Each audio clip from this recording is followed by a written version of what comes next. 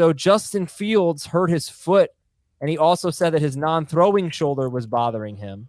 So during the game, it's something to keep in mind. At Detroit, you couldn't ask for a better matchup for a passer.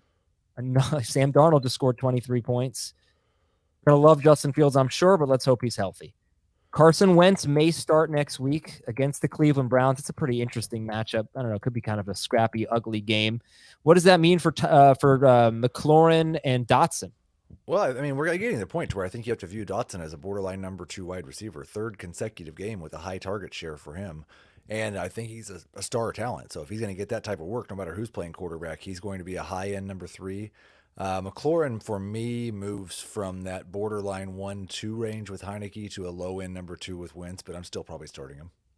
Okay, I want to see one thing about Jahan Dotson here. His ADOT was 12.7. It was 9.9 and 16.0 in the previous 2 games. 12.7 is good. 16, if he consistently did that, you'd be a little concerned about the boomer bust, but I think they use him very creatively and not just a deep threat.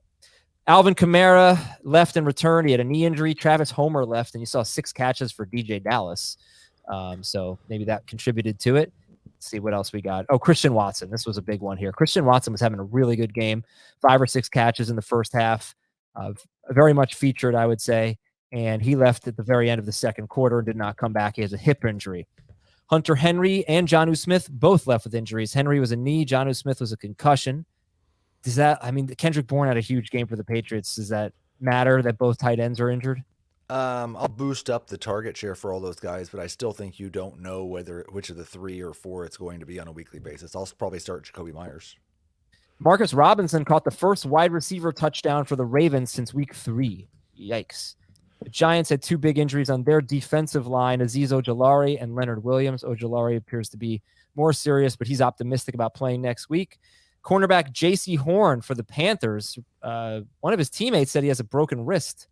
So that would be their second, really good cornerback out for the Carolina Panthers, and they get the Bucs next week. Cincinnati right tackle Lyle Collins tore his ACL and his MCL. Tough break there. Jamaal Williams hurt his knee, came back. Jacoby Myers had a big game. I don't know if you saw his touchdown. If you didn't, it was basically like a Hail Mary that was deflected into his arms. So lucky play there for Jacoby Myers.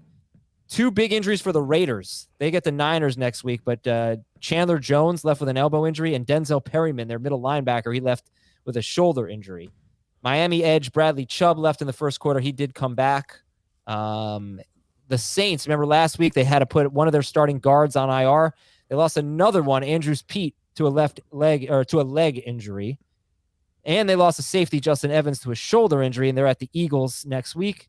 Philadelphia had 2 pretty big injuries as well. Nickel cornerback Avonte Maddox and defensive tackle Jordan Davis. You've heard us a million times say how much better they are against the run with Jordan Davis. So that could be a blessing. I don't want to put it that way, but it could be obviously a good thing for Alvin Kamara. But let's hope Jordan Davis gets back on the field.